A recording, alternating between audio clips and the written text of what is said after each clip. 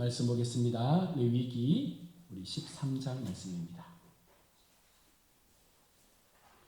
레위기 13장 1절로 8절의 말씀을 함께 보겠습니다. 레위기 13장 1절로 우리 8절 말씀을 한 절씩 교독하겠습니다.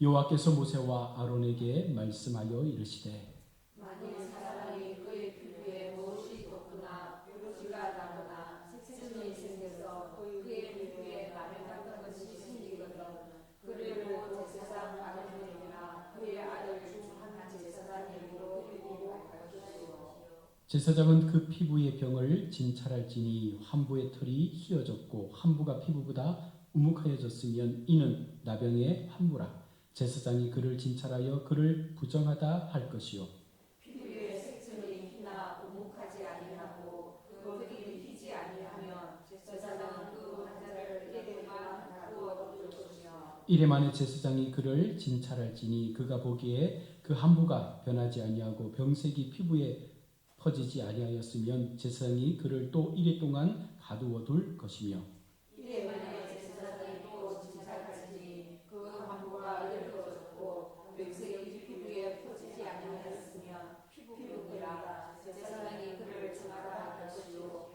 그의 옷을 빨 것이라 그리하면 정하리라. 그러나 그가 정결한지를 제사장에게 보인 후에 병이 피부에 퍼지면 제사장에게 다시 보일 것이요 제사장은 진찰할지니 그 병이 피부에 퍼졌으면 그를 부정하다 할지니라 이는 나병이니라. 아멘. 할렐루야. 아멘. 수요일 밤 예배 가운데 오신 여러분들을 축복하고 환영합니다. 하나님께서 주시는 말씀의 은혜가 우리의 심령 깊은 곳에 온전하게 들려지기를 원합니다. 오늘 13장의 말씀 또 14장의 말씀까지 이어지는 이 나병에 관한 규례를 우리가 한번 살펴볼 텐데요. 성경에서 특별히 레위기의 규례 가운데 이 나병, 피부병을 우리 가운데 말씀으로 전해주고 있는 것은 아마 이 말씀에도 무언가 하나님이 전하시는 그 말씀의 의미가 담겨 있다는 것입니다. 11장의 젓가락의 규례, 말씀의 음식에 대한 규례, 우리 12장에서 산모에 관한 정결 규례, 그리고 또 13장에서 하나님은 바로 피부병, 나병에 관한 규례를 말씀하면서 그 규례 속에서 우리가 깨달아야 할 것이 무엇인지를 말씀하고 있는데요. 이는 하나님의 거룩함과 그 백성들의 구별되어야 함을 이 나병의 규례를 통해서 우리 가운데 전하고 있는 말씀이기도 합니다.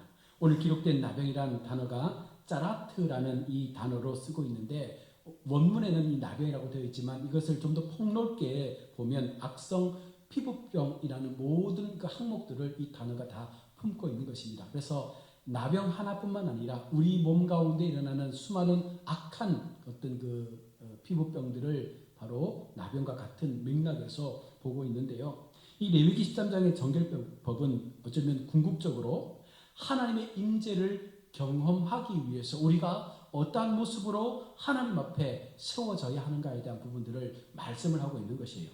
왜냐하면 우리가 부정하면 하나님 앞에 설 수 있어요, 없어요? 없습니다. 그래서 하나님은 우리 몸 자체가 거룩한 하나님의 성전이라는 말씀했어요. 그래서 우리가 우리 스스로의 삶을 관리하지 못해서 우리 몸 가운데 나병이나 독한 피부병이 임해서 우리의 형태가 변형되어질 때 그 모습이 하나님 앞에 거룩하지 않다라고 말씀하고 있는 것입니다. 이 말은 달리 표현하자면 우리 뒤에도 말씀하겠지만 우리 모두가 누구를 닮아서 만들어진 존재예요? 하나님의 형상대로 지음을 받은 존재예요. 그런 우리가 하나님 앞에 그 모습을 그대로 보존해서 예배자로 드려야 되는데 이 나병이 어떤 병입니까? 얼굴이 뭉그러지고 코가 뭉그러지고 귀가 떨어지고 하나님께서 만드신 그 처음 창조의 형태가 사라지는 병이 나병이거든요. 그래서 하나님은 그와 같은 이 부정의 병을 말씀하시면서 이처럼 부정한 자는 하나님 앞에 나올 수가 없다라는 그 말씀을 하고 있는 것입니다. 자, 그러면서 이 나병에 대한 진찰과 최종적인 이 선고는 제사장에게 권한을 준 것입니다. 그래서 이 제사장의 책임이 굉장히 중요한데요. 이는 공동체의 건강과 정결을 유지하도록 하기 위해서 하나님은 아론과 그 아들들 제사장들에게 혹시라도 공동체 안에 어떤 병이 일어났을 때 그 병을 진찰하고 판단하는 역할을 제사장에 준 것입니다. 일단 몇 가지 기준의 나병 현상이 보이면 제사장의 보임 이후에 일주일 동안 격리 기간을 두었습니다. 관찰하면서 이 병이 계속해서 확진이 되는 것인지 아니면 여기에서 멈춰서 다시 회복되는 모습을 보여주는지를 일주일 동안 지켜보는 것입니다. 나병의 판별 기준은 13절의 말씀처럼 한 부의 털이 휘어진 경우와 한 부의 피부가 다른 피부보다 우묵하게 들어가면 나병이라는 이 판단을 내리게 되었습니다. 그리고 일주일 후에 그 병이 피부에 퍼져서 계속적으로 확진되면 안전하게 그 환자를 향해서 나병이라 판단 내리고 이제는 공동체 안에서 격리를 시켜버리는 거예요. 그래서 진영 바깥으로 내보내게 되는 것입니다. 자, 그리고 그냥 내보내는 것이 아니라 그들을 향해서 부정하다라고 말씀하면서 그들을 공동체의 그 진영에서 격리를 시키게 되죠. 이렇게 판명되면 부정한 자로 간주가 된 것입니다. 여기서 나병은 부정한 병으로 이제 구약에서 많이 말씀을 하고 있는데 그 이유가 바로 앞서 말씀드린 대로 창조 시에 우리의 원형이 훼손되었기 때문에 부정한 거예요. 하나님께서 우리를 부정하다, 거룩하다 판단하시는 기준이 무엇입니까? 하나님께서 처음 지으신 그 모습, 그 형상, 그 삶의 태도가 있으면 거룩하고 정한 거예요. 그러나 우리의 삶이 하나님의 창조의 질서에서 어긋나서 그것이 훼손되고 그 태도 자체가 무너지면 그는 부정한 삶이 되는 것이죠. 단순히 우리의 피부에 어떤 질병이 생겨서 그런 것을 포함하는 것이 아니라 우리의 마음의 상태까지 다 포함하고 있는 것입니다. 우리의 마음, 처음 주신 하나님의 마음이 무엇입니까? 어떤 마음이에요? 우리는 하나님만을 바라보며 하나님만을 노래하며 하나님만을 찬양하며 하나님 앞에 영광된 자로 세워지는 것이 하나님께서 세상 가운데 사람을 지으신 목적이란 말이죠. 그런데 우리가 그 목적을 훼손하는 순간 우리는 하나님 앞에 부정한 자가 된다는 것입니다. 그래서 이 부정이 해소되지 않으면 결국은 하나님의 심판의 자리에 설 수밖에 없는 그와 같은 모습을 우리가 보게 되는 것이죠.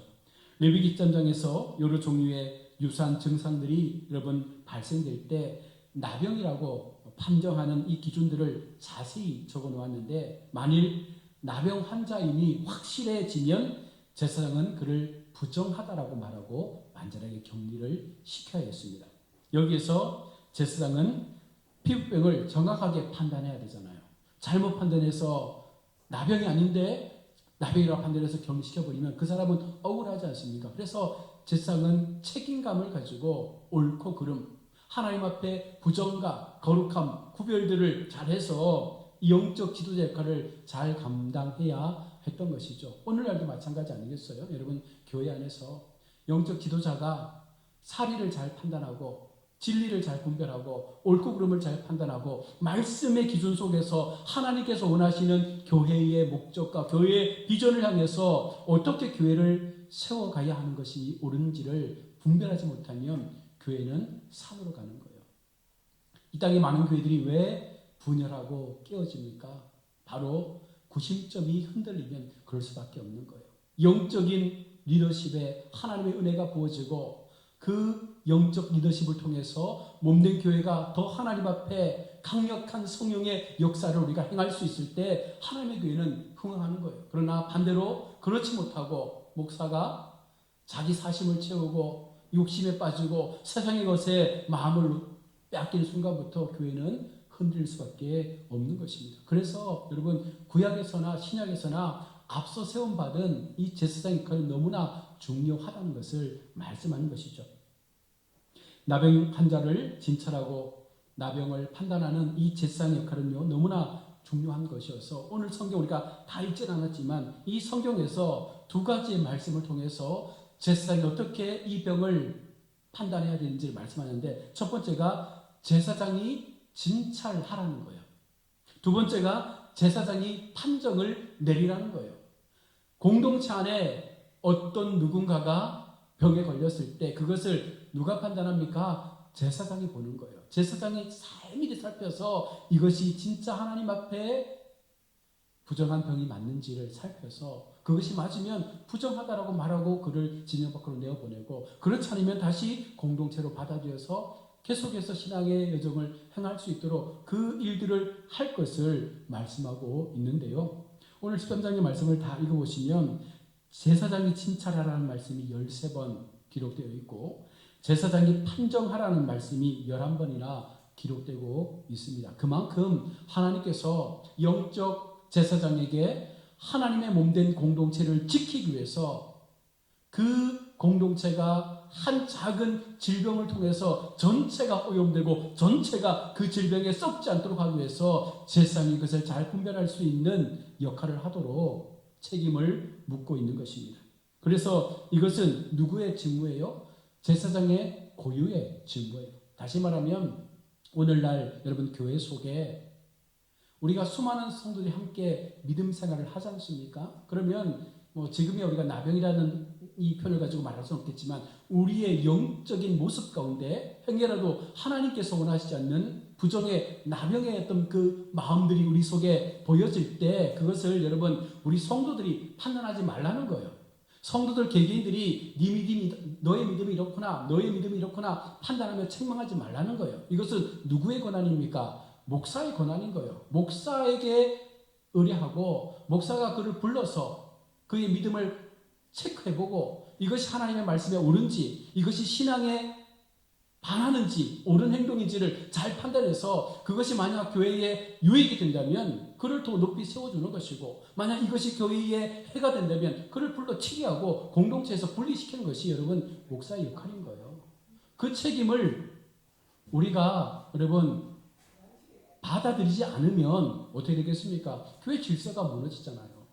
몸된 교회를 하나님 앞에 우리가 바르게 세워가기 위해서 하나님은 이 질서라는 것이 계급을 말하는 것이 아닙니다. 하나님께서 주어진 영적인 직분 속에서 저마다의 해야 될 일들을 맡겨주신 거예요. 목사는 이와 같은 일들을 행하게 하시고, 장로들은 교회의 모든 성도들을 사랑으로 살피고 그들의 아픔을 돌아보며 기도할 수 있는 그와 같은 직분으로 세우셨고, 또 집사도 교회의 구석구석을 돌아보면서 몸된 교회가 연합될 수 있도록 저마다의 해야 될 일들을 맡겨주셨다는 거예요. 그러니 우리가 좀 오래 믿었다고 내가 목사다 장로다 여러분 그런 어떤 그 계급의 어떤 생각을 가지고 우리가 연약한 믿음의 성도들을 판단하고 책망해서는 안 된다는 것입니다. 혹시라도 그런 게 보이면 교회 목사를 찾아가서 이런 마음이 있습니다. 이런 모습이 보입니다. 그러면 목사가 그분을 불러서 이야기를 나눠보고 이것이 옳은지를 판단하고 목사가 결정하는 거예요. 그래야 교회가 혼란스럽지 않은 것입니다. 구석구석에서 성도들이 저마다 자기의 믿음의 옳음을 가지고 이야기해버리면 결국 교회는요 계속해서 딴소리밖에 안 나거든요. 그래 오늘 하나님은 이 레위기의 말씀을 통해서 나병에 대한 규례이긴 하지만 이 규례 속에서 하나님께서 원하시지 않는 부정이라는 모습이 우리 가운데 일어날 때 그것을 제사장이 찾아내서 그것을 공동체에서 완전하게 분리를 시키라는 거예요. 그래야 이 공동체가 건강해질 수 있음을 말씀하고 있는 것입니다. 이것은 결국은 환자와 백성 모두를 분리시키고 또한 그들 모두를 보호하기 위해서 하나님께서 취하신 조치라는 것입니다. 만약 여러분 사람들에게 이 어떤 권한을 준다면 어떻게 되겠습니까? 부모가 만약에 나병이 걸렸다면 자식이 그것을 판단해서 나병이 아닙니다라고 말할 수 있는 권한을 준다면 내가 그 당사자라도 부모라면 그냥 대충 넘어갈 거 아니에요. 좀 심하지 않으면 나병임에도 불구하고 괜찮다, 나았다라고 말할 것 아닙니까? 그러면 지금 당장은 괜찮겠지만 그것이 시간이 지나면 진짜 터져버리면 수많은 사람들에게 나병을 옮기게 되는 이 부정의 모습들이 여러분 교회 속에 나타나게 되는 거예요. 하나님은 지금 그런 부분들을 철저하게 막기를 원하시는 것이죠. 하나님은 이러한 모든 위험으로부터 성도들을 보호하기 위해서 전염성이 있는 이 질병을 사전에 진찰하고 격리해서 백성들을 병으로부터 보호하기 위해서 제사장에게 이 권한을 위임을 했습니다. 이것이 바로 하나님의 사랑의 크기와 바로 깊이라는 것을 여러분 기억하셔야 됩니다. 단순히 그들을 그냥 쫓아내는 그런 개념이 아니에요. 그들이 진영 밖에 나가 있다가도 고침을 받으면 어떻게 됩니까? 다시 진영으로 들어올 수 있는 은혜를 주시는 거예요. 이 구약의 말씀은 또 이렇지만 신약에서는 예수님께서 어떻게 말씀하십니까? 남의 환자, 열이 예수님을 찾아왔을 때 예수님께서 그들 모두를 고쳐주시잖아요. 구약에서는 저주의 병이라 저주받은 백성이라 말했지만 예수님께서는 오히려 그들을 긍휼히 여겨주시고 그들의 몸에 직접 손을 대셔서 그 남의 환자들을 고쳐주시는 거예요. 결국 우리가 은혜의 시대를 살면서 예수님을 붙잡아야 되는 이유가 어디 있습니까? 우리 모두가 부정한 자로 살지 않습니까? 그런데 우리가 주님을 만나서 주님께서 우리의 몸에 주님의 손을 대어주시면 그 모든 부정함들이 동시에 사라지는 거예요. 그 은혜를 우리가 누리며 지금 살고 있다는 것입니다. 그래서 우리는 철저하게 하나님 앞에 날마다 주님을 향한 그 믿음의 시간들을 향해서 내 마음을 내어드릴 수 있는 이 모습을 가져야 되는 것이죠. 그러므로 레위기의 정결법은요, 이스라엘 백성의 정체성과 하나님께 속함을 나타내는 중요한 표지예요. 이스라엘 백성의 정체성이 무엇입니까? 하나님께서 선택한 거룩한 백성이라는 거죠. 우리의 정체성이 무엇입니까? 여러분, 우리 가야학교회, 우리 성도들의 정체성이 뭐예요? 나는 하나님 나라의 자녀다. 나는 하나님께서 세우신 거룩한 성도다. 여러분, 이 정체성이 우리 속에 있어야 돼요. 그래야 교회를 사랑할 수 있고, 그래야 연약한 성도들을 사랑하고 그들을 품을 수 있는 마음을 갖게 되는 것입니다. 아울러서 나는 하나님께 속한 사람이다. 그러니 세상이 나를 범접할 수 없고, 나는 하나님께 속한 사람이니 결국은 세상이 나를 어떻게 흔들어 놓아도 나는 결국 흔들리지 않는다. 여러분, 이 마음을 가져야 우리가 힘써 하나님께서 기뻐하신 일들을 감당해 갈 수가 있다는 것입니다. 그래서 이 13장의 피부병은요, 종종 죽음과 연관지어 말씀을 하기도 합니다. 정결하지 못한 상태는 영적 죽음의 상태를 여러분 상징하는 거예요. 우리가 하나님 앞에 영적으로 병이 들었다는 것은 결국은 그것이 회복되지 않으면, 예수님의 은혜 앞에 우리의 삶을 내어드리지 못하면 그는 영원한 죽음에 빠질 수밖에 없다라는 말씀을 하고 있는 것입니다. 결국 정결법은요, 궁극적으로 우리가 하나님 앞에 올바른 예배를 드릴 수 있도록 하기 위한 거예요. 우리 몸 자체가, 우리의 마음 자체가 병들지 않고 거룩한 모습으로 영적인 삶을 가지고 하나님 앞에 진정한 예배자의 모습을 통해서 하나님을 높여드릴 수 있는 그와 같은 모습이 우리 마음 가운데 있어야 된다는 것이죠. 또 13장의 정결법은요, 하나님의 보호하심의 표현입니다. 철저하게 하나님은 교회를 사랑하시는 거예요. 이 교회가 세상의 질병과 세상의 악함으로 병들지 않기를 원하는 거예요. 하나님은 병을 주시지 않지 않습니까? 그 병이 이곳에 들어와 온 백성들에게 전염되기를 하나님 원하지 않는 것입니다. 그래서 철저하게 보호하시기 위해서 제사장을 통해서 구별하시고 분리를 시키는 역할을 맡기신 것입니다. 또한 13장의 이 정결선언은요, 공동체로서의 회복을 의미하는 거예요. 여러분, 공동체가 회복이 돼야 역사가 일어나는 거예요. 여러분, 우리의 마음이 계속해서 병들어 있고 우리 교회가 계속해서 소란스럽고 뭔가 하나님의 은혜보다는 계속적인 어떤 사람의 소리가 드러난다면 과연 교회 속에 어떤 회복의 은혜가 임하겠습니까? 철저하게 하나님 앞에 우리가 말씀으로 다듬어지고 하나님의 훈련의 시간을 통해서 우리가 믿음으로 세워질 때 하나님은 그 한 사람을 회복하시고 그 한 사람의 회복이 그 가정을 회복시키는 거예요. 그 가정이 회복되어질 때 몸된 교회가 회복된다는 말씀입니다. 그래야 민족의 소망이 있는 거예요. 여러분, 이 땅이 참으로 어렵지 않습니까? 오늘 뉴스를 보니까 산부인과가 사라지는 그 속도만큼 동물병원들이 급속적으로 생겨나고 있다고 말하면서 해외 언론이 어떻게 표현했냐면 참 외로운 나라 대한민국을 써놨어요. 그만큼 자녀를 안 놓으니까 산부인과는 사라지는데 그만큼 그 외로움을 애견으로 채우려고 하니까 동물병원들이 늘어나는 거예요. 하나님의 창조 질서가 지금 무너지고 있는 상태죠. 여러분, 우리가 정말 하나님 앞에 나라와 민족과 가정을 위해서 기도해야 됩니다. 더 이상 우리의 삶 가운데 하나님의 거룩함이 훼손되지 않도록 이 땅 가운데 우리의 이 교회 속에 하나님의 나라가 더 든든하게 세워져 갈 수 있도록 기도하셔야 되는 거예요. 그래서 우리 자녀들, 예수 믿는 자녀들은요, 무조건 애를 몇 명 낳아야 될까요? 3명은 낳아야 되죠. 3명. 2명 넣으면 본전 아닙니까? 둘이 만나서 둘 넣으면 본전이니까 최소한 3살 낳아야 하나님 앞에 그래도 더 더하기 1이 되잖아요.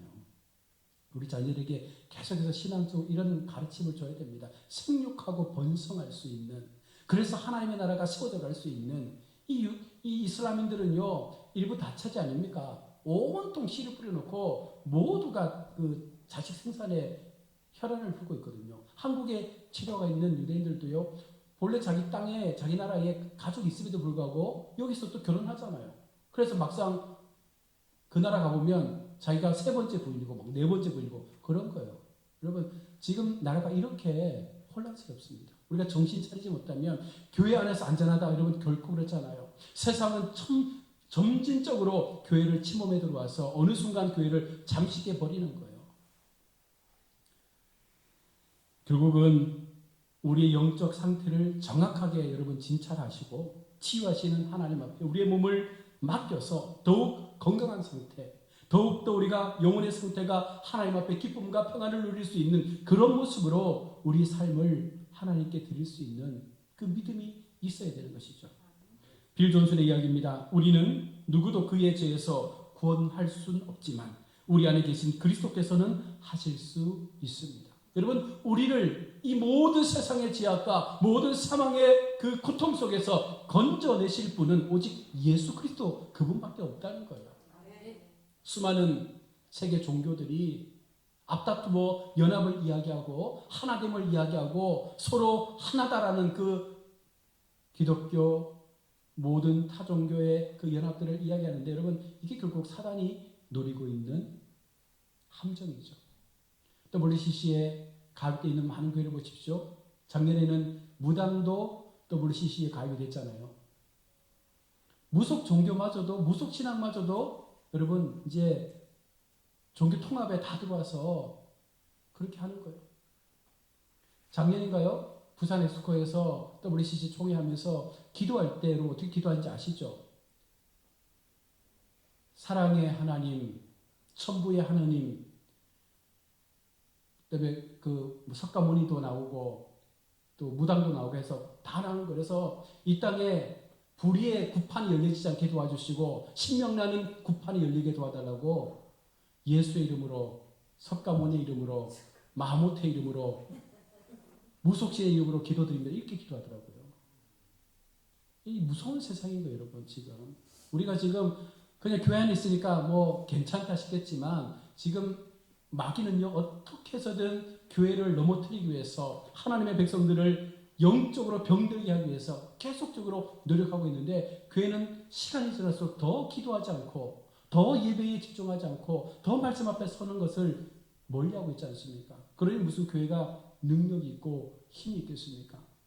이번 서울 집회에서 목사님 이런 말씀하시더라고요. 주사파에 있었던 한 분을 만났는데 이분이 이제 개종하고 사랑의 교회를 나오게 된 거예요. 그런데 이분이 굉장히 마음에 큰 데미지 주는 말씀을 하신 거예요. 뭐냐면 우리 주사파가 한국에 들어와서 소수의 한 수십 명이 한국을 흔들면 대한민국 전체가 막 들썩한답니다.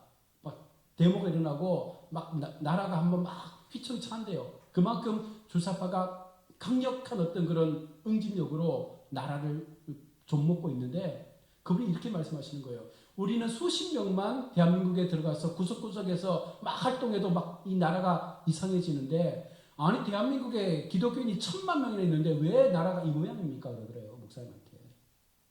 여러분 대한민국에 기독교인이 1000만 명이라고 보니까 늘 자랑했잖아요. 그런데 이 1000만의 기독교인이 있으면 뭐합니까? 나라가 계속해서 옳지 못하게 세워진다면 그것은 무엇을 반증하는 것 같아요? 참 기독교인이 없는 거예요. 하나님 앞에 두려움과 떨림으로 나라를 위해서 기도하는 기독교인이 없는 거예요. 정치인들 가운데 40%가 국회의원들 가운데 40%가 예수 믿는 사람이라 말하지만 이번에 안창호 인권위원장 세우실 때 여러분 목사의 아들 예수 믿는 신학을 전공한 국회의원들이 뭐라고 얘기했습니까?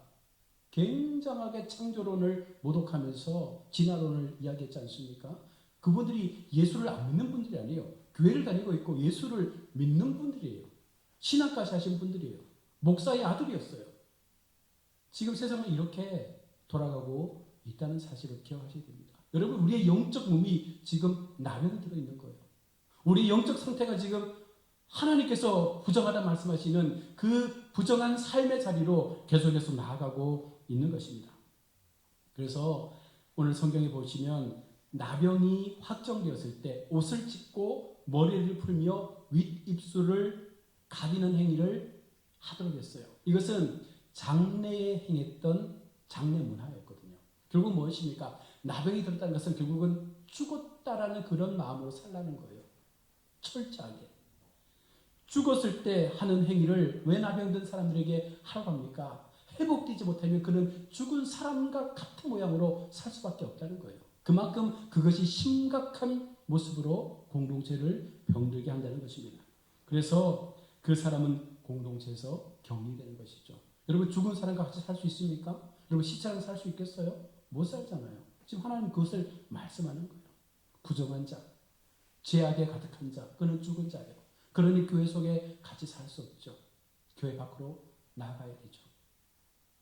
나병이처럼 부정한 것으로 취급받게 된 이 출처가 바로 모세의 누이 미리암 때문이잖아요. 미리암의 불순종을 통해서 하나님은 모세의 누이에게 나병이라는 심판을 내렸습니다. 그때부터 이 나병을 하나님의 제 형벌로 이야기를 했습니다. 하지만 주님은 나병을 그렇게 보지 않습니다. 단순한 질병으로 보는 거예요. 오히려 큰 일로 다스리는 거예요. 이게 우리가 지금 신약의 은혜의 시대를 살고 있는 우리에게 주신 영적 은혜죠. 예수님을 만나기만 하면 아무리 악독한 나병이 할지라도 예수님의 그 손에 만지기만 하면 그것이 금세 나음을 얻는 것입니다. 그 은혜를 우리가 날마다 경험해야 하는 것이죠. 예수님의 오심은요, 나병을 포함한 모든 저주에서 우리를 살리기 위해서 오신 거예요. 그 예수님을 우리가 날마다 믿음으로 고백하며 우리의 삶을 하나님 앞에 내놓아야죠. 여러분 그것이 은혜라고 말하지 않습니까? 여러분 은혜의 삶을 살고 있습니까? 나는 정말 은혜 받은 삶입니까? 여러분 무엇에 대하여 은혜를 고백하십니까? 어떤 삶에 대해서 내가 은혜 받았다고 말씀합니까? 하나님 앞에 정말 내가 날마다 그 피 묻은 주님의 손이 내 육신을 만져주시고 내 더러움을 만져주시고 내 삶의 모든 악함의 죄악들을 고백할 때마다 그 모든 기도의 자리 가운데 찾아오셔서 내 마음을 만져주시는 그 하나님의 손길이 여러분 느껴지십니까? 그 마음이 내 기도 속에 내 간절한 기도의 시간 속에 하나님 찾아오시는 그 영적 은혜가 내 마음 가운데 여러분 느껴지십니까? 그것을 경험할 때 우리는 은혜를 바랄 수 있는 것입니다. 우리 영적 상태가 나병에 들어있는 상태가 아닌지를 우리가 날마다 점검해야 합니다. 만약 우리가 영적 상태가 나병 가운데 있다면, 죄 가운데 있다면 대제사장이신 예수님 앞에 나와서 우리의 죄를 고백하고 회개하고 씻음을 받아야 돼요. 여러분 그게 유일한 방법이에요. 다른 어떤 것도 방법 없습니다. 수많은 종교가 그것을 해결하지 못했어요. 오직 예수님만이 그것을 해결해 주신 거예요. 또한 나병 환자는 옷을 찢고 머리를 풀며 윗입술을 가리면서 선포합니다. 부정하다, 부정하다.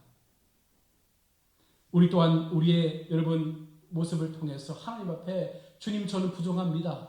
주님 저는 부정합니다. 여러분 이 고백을 해야 돼요. 우리가 깨끗하지 못하잖아요. 저부터 시작해서 여러분 하나님 앞에 누가 깨끗한 존재입니까? 모두 죄인 아닙니까? 우리 모두가 영적 나병을 갖고 살아있는 그와 같은 삶을 살고 있지 않습니까? 그럴 때 이것을 해결할 수 있는 방법은 나의 입술로 주님 앞에 주님 저는 부정합니다. 부정합니다. 고백하시란 말입니다. 고백하시면 주님께서 우리를 만져주시는 거예요. 그 고백이 있을 때 우리를 주님께서 깨끗하게 회복시켜 주는 것입니다. 나의 입술을 가리고 여러분 옷이 아니라 우리는 마음을 찢어야 되죠. 우리의 완악한 마음을 찢어버리고 하나님 앞에 회개할 수 있는 그 성숙한 은혜가 우리 교회 속에 있기를 축복합니다.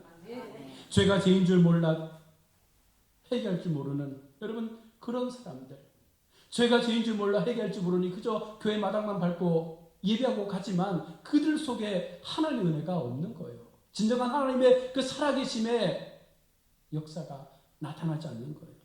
그러니 어리석은 자로 평생을 살다가 마지막 죽음 앞에서 여러분 무엇을 우리가 주님 앞에 고백할 수 있겠습니까?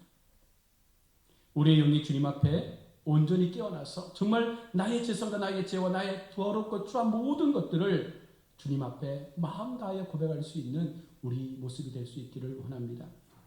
오직 공의로우신 하나님 앞에 설 때에 나의 몸 가운데 나의 육체 가운데 붙어있는 모든 그 덕지덕지 더러운 그 죄의 모습들이 주님의 거룩한 보혈의 피로 여러분 씻어지기 시작할 때 어느 순간 우리는 세상으로부터 경험하지 못했던 생명의 은혜를 경험하게 되는 거예요.